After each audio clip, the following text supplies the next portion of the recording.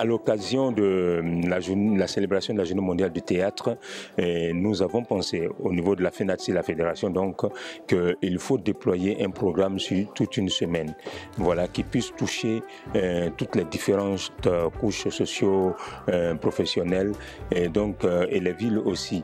Et voilà pourquoi nous avons programmé pour cette année Abidjan, Adzopé et Bouaké. Et donc nous voulons rapprocher le théâtre des populations. Si nous parlons de relance, nous parlons de faire revivre le théâtre dans sa qualité.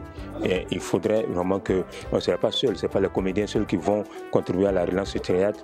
Le public est un maillon important parce que c'est un public qu'on s'adresse. S'il est là avec nous, je crois que nous sommes sur le bon chemin. Et c'est ce qu'on a observé durant ces jours-ci, durant toute cette semaine. Que ce soit à Zopé, que ce soit ici à Abidjan. Mais vous l'avez vu ce soir, et je n'en doute pas aussi pour Bouaké. Et on espère que l'année prochaine, et qu'à partir de là, le top, vraiment, le véritable signal est donné. Et ensemble, nous allons réussir.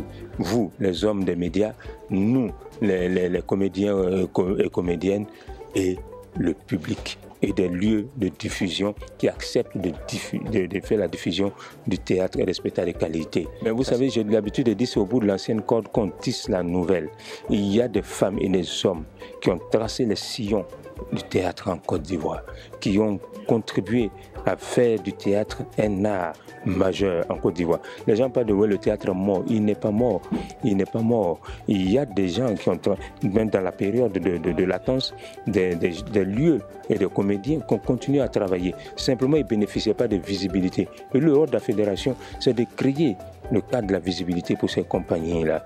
Voilà. Et donc, on va rendre hommage à travers des prix qui seront décernés à ces éclaireurs, ces éclaireuses.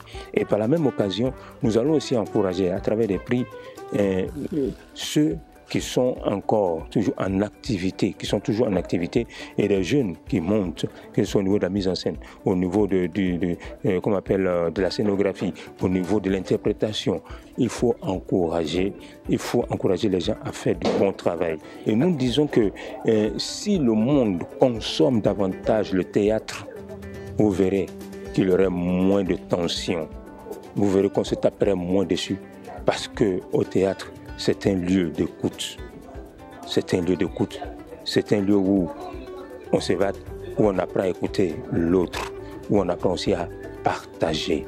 Vous voyez, on se forge quelque chose. On s'épanouit.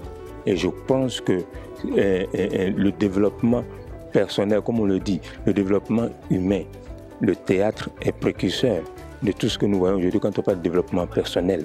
Et qui fait du théâtre ouvre toutes les portes de son corps. Qui fait du théâtre ou qui va au théâtre ouvre toutes les voies d'entendement et du bien-être de son corps.